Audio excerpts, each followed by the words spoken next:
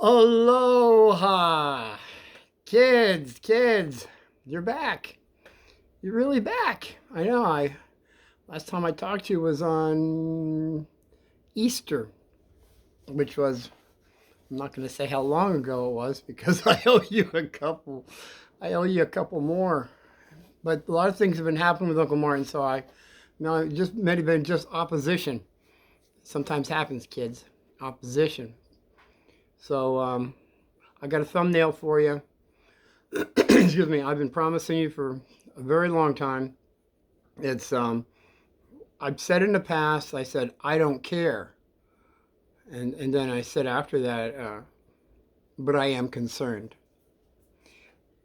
and that will be the thumbnail. I don't care. I do not care. I just don't care. But I am concerned. Is the thumbnail. Okay. What does Uncle Martin mean by that? Well, we have pity and we have compassion. Which one would you kids like? All right. That's the first question I have for you. A lot of people say, well, pity. You've got to pity me. Pity me. Or I pity you.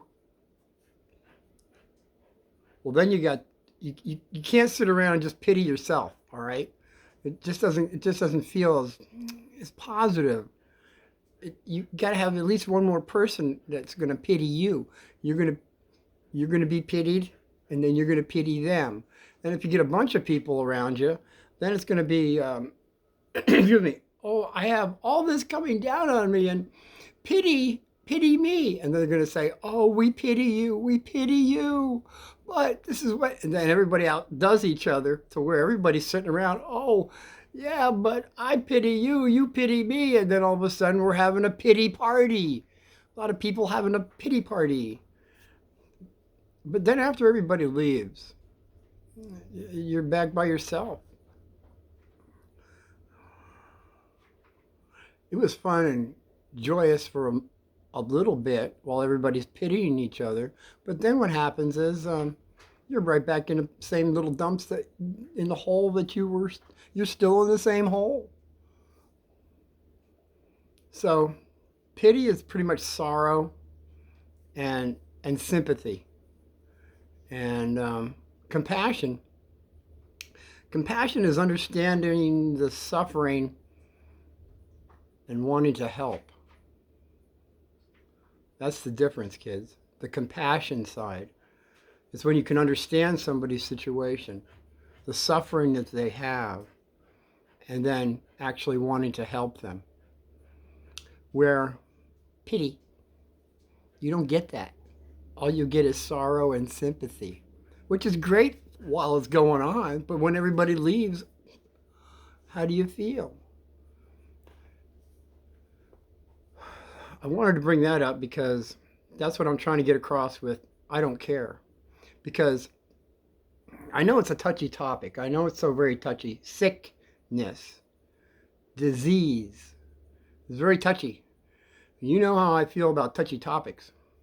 Uncle Martin does not go there. But, I've been looking at this for a very long, since I've been around, since, well, let's just say, the sickness and disease part, I understood when I was six years old in 1960 that I had brought up for just a little bit. I think it was episode 56, do's, don'ts, liver and onions. And what I was able to bring on myself in that episode, excuse me, that opened my eyes to see that we can bring on things on ourselves. See, I was very fortunate to be able to do that to myself and then get rid of it all within a short amount of time. By the time I went to school the next day. So these things we can bring on ourselves. sickness. And we do it in different ways, kids. We do it in so many different ways. Um, it can happen through karma, which is an act or a deed that we do, and we send it out, and then we get it back. And hopefully it's more positive than negative.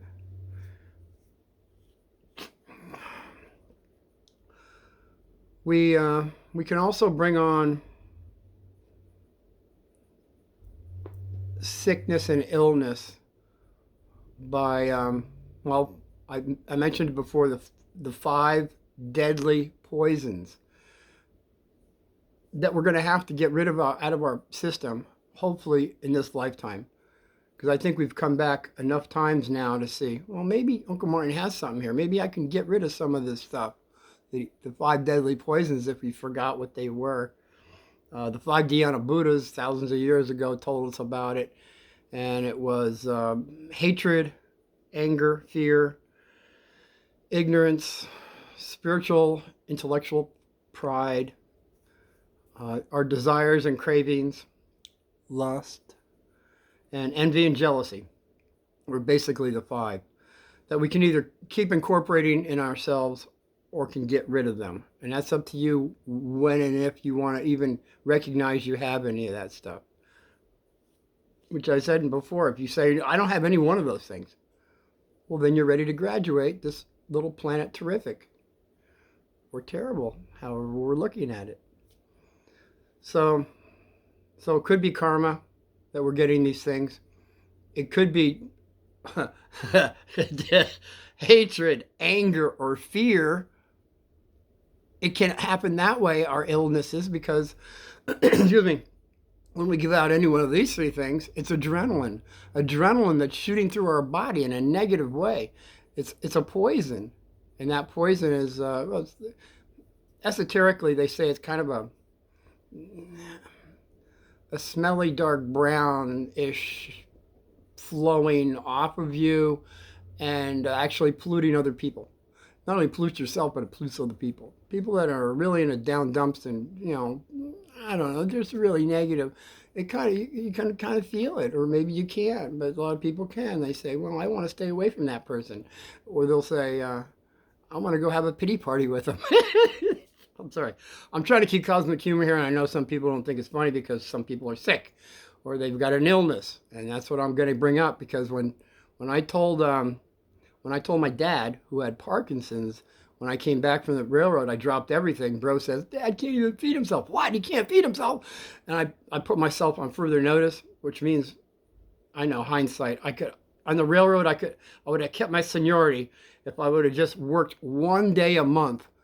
And I could have done that with a plane trip back and forth. And still, it wasn't meant for me to be on the railroad anymore. That's all. It was time for me to move. So when bro calls, he can't feed Dad. Can't feed himself. Why? He can't feed. So I dropped everything.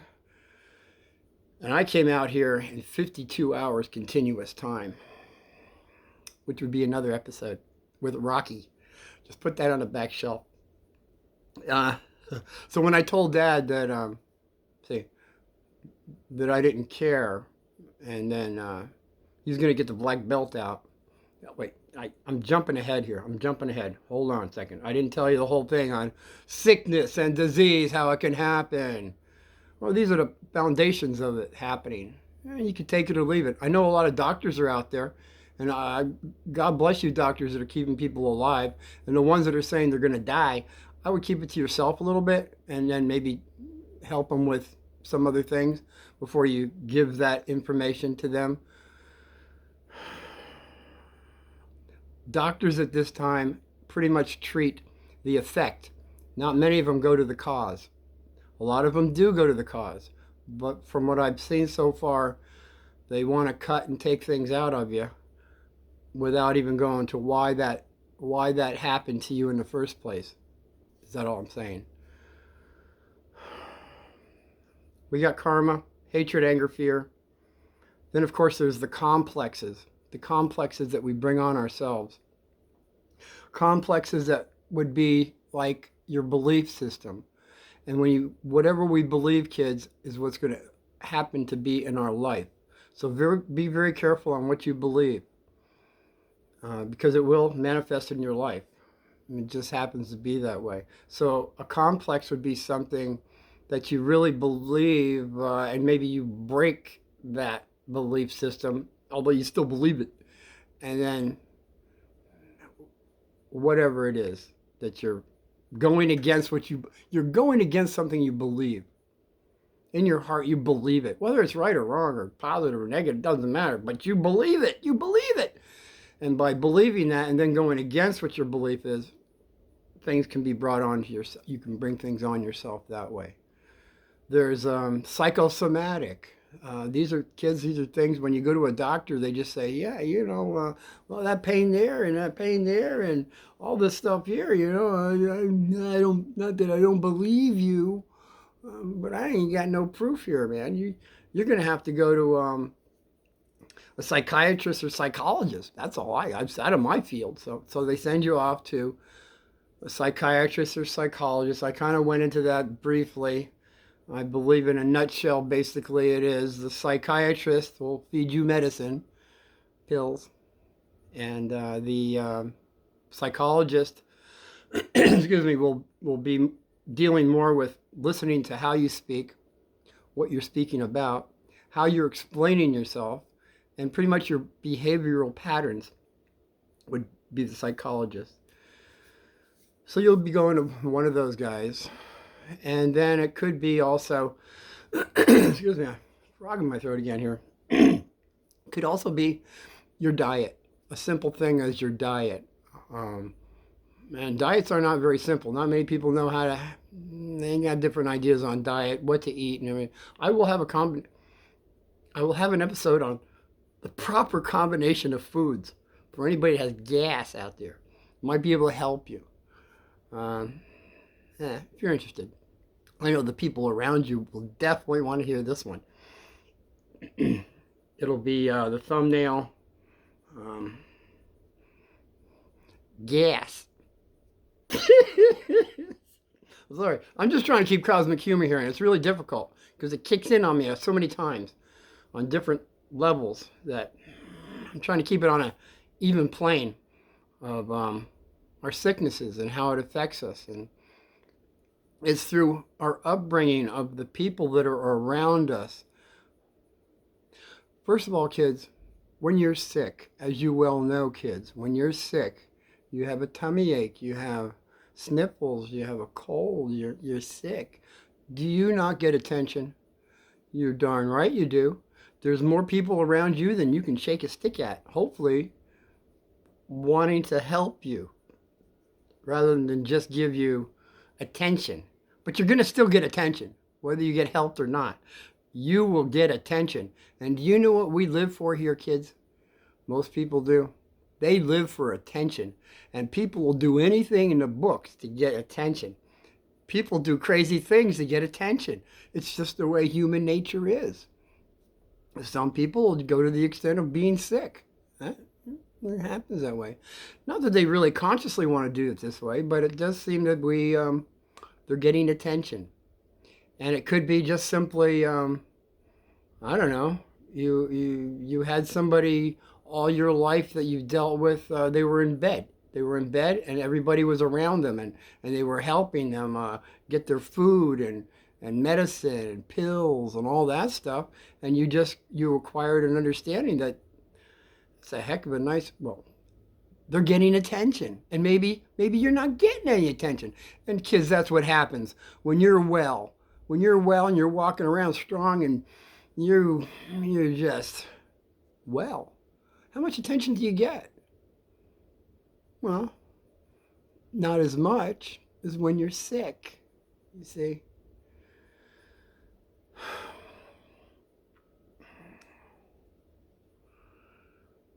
Our diet has so much to do with how we can be well or not. And it's also our demeanor of how we think.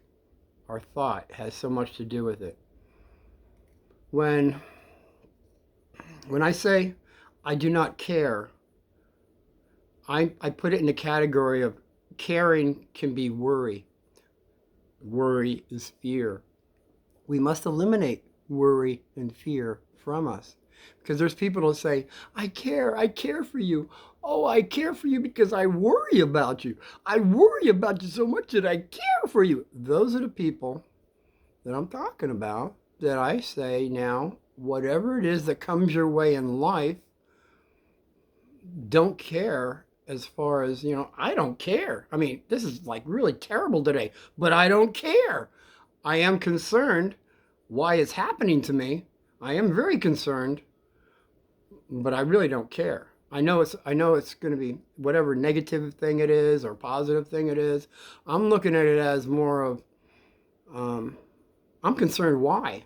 Well, when it's a lot of positive things, it could be your positive karma coming back. When it's a lot of negative things, it could be or possibly be some negative karma coming back. But it's just a matter of how you're going to react to it. What is your reaction when your karma comes to you? Is it positive or negative? They say esoterically, when a lot of negativity comes your way, you should rejoice because you know that you're going to be able to balance that karma because you're going to handle it correctly. You're going to say, hey, this is a really crummy situation. I'm really concerned on how I'm going to deal with it, how I'm going to get out of it. How I'm going to shift it to where I'm going to get through it. And I might have to climb over that wall. I might have to go around that wall. I might have to dig under that wall. But I'm not going to let that wall stop me. See? That's what I'm trying to get across. That understanding of I don't care. I just don't care. I don't care. And when people hear that, they really have their ears perked up, let me tell you. And then you have to say, after you say, I don't care 3 times, you say, I just don't care. And then you're going to say, but I am concerned. You know what'll happen? They should brighten up, okay? Well, at least my dad did, Because all right. When I finally got to the house, Dad's in the bed. He can't even get out of bed. He has all these pills. Mom has it on a 2x4. It's like about a 6-foot 2x4 next to his bed. And she was up, I believe, about 3 o'clock in the morning to 4 o'clock in the morning getting the pills that was necessary. He had about 34 pills, maybe more, I'm being kind. And they had to be all lined up on this board next to his bed. And he had to take these pills at different times, 2-3 minutes apart. Some was a half hour. But Mom is sitting next to him watching him eating his pills. So I didn't catch all that until one day when I walked by. I had to go to the bathroom or something. I was sleeping in this room, actually. And I went by the bedroom and I saw all that. And I just stood there and I watched while this was going on. And I saw that Dad was definitely getting attention. And, I just started putting things together. Because my second spiritual teacher kind of put all this for a foundation for me that I kind of talked about in a little bit in the back episodes. I'm just giving you the foundation of sickness and disease in a simple way, hopefully, that maybe it can help somebody. Just look at it in a different way. Because we're all looking at sickness and disease in different ways, as you well know. As you go to different doctors, they give you different things. They were giving my dad everything. I mean, I saw it as, well, I didn't see it as positive. That's all. I was just looking at it. And I wasn't looking at it as positive, Mom getting up so early for Dad to have his pills by 4 o'clock. And so I just watched it and everything. It was like a few days later. I think I let it go on for about a week. And then, I don't know, my dad saw that I wasn't really concerned. Or, no, wait.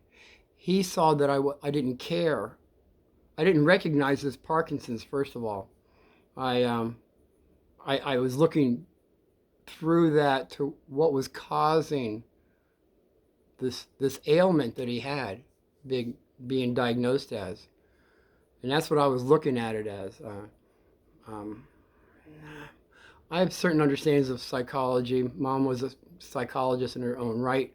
Didn't go quite through all college, but she threw things at us. First of all, fear. She says, fear. All that is faith turned inside out. So look at it that way, kids. Whenever you have fear, it's really basically faith inside out. And I know my dad had faith because we were brought up Catholic, and it was at a point we were in the hallway, and Dad was I don't know, he was shaking, he was on a stick, and you know, he was walking around, and he says, "You just don't care about me having Parkinson's."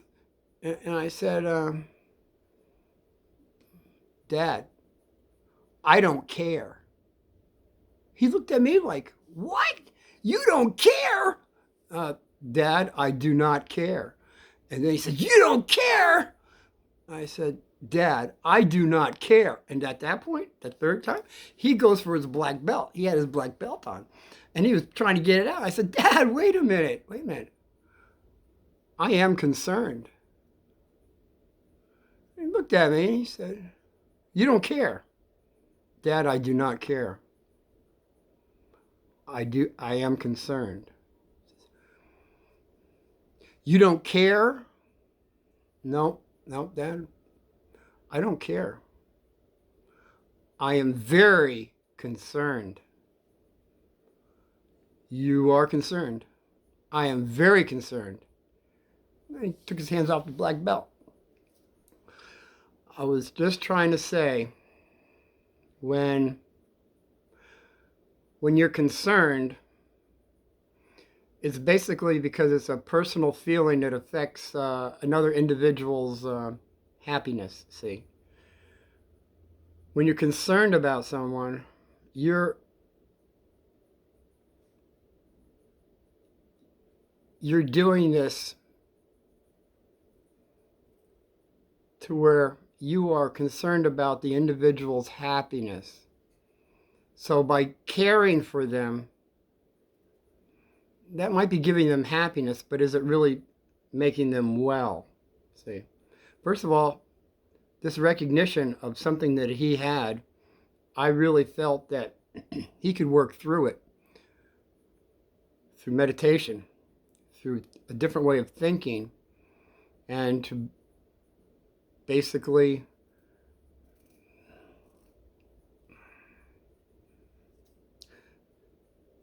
just look at it in a different way. There was just another way of looking at it. That's all I was saying. And that's what we did. We just looked at things in a different way.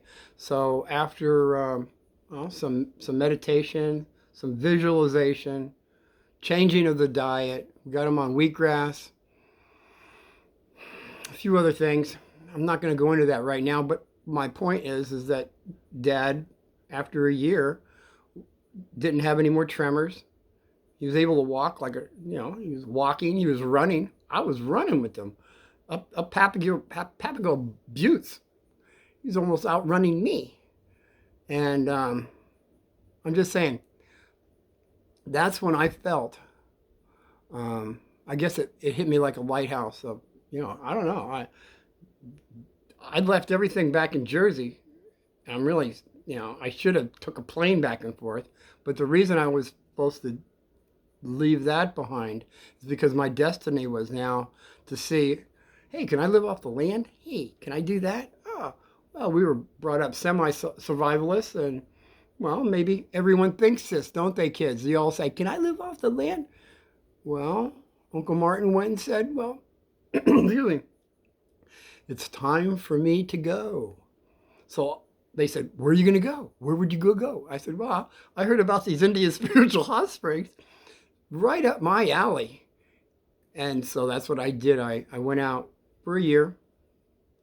As I said in the past, little episodes here and there, which I'll bring up more because there's so many fantastic stories on that my job was done as far as back at the household here.